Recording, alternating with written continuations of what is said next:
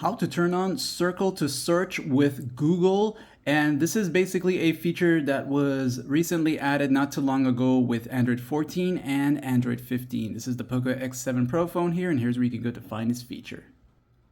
Most Android phones are the same, and if you want to know if you have this feature, use your quick access and go into the settings option here. Once in this section, the fastest way to see if your phone has this feature is by using the search option and type in the words circle to search. Once you see it here, go ahead and tap on it and it'll tell you where to go next. It is part of the additional settings on your Poco phone, just so you know. And once you enter into it, you will see this is gonna probably take a while to load up. Then you can turn it on from here. And basically the way this works is once you hold down your home button like this here, you will notice that there is now this option here. Everything becomes like this here.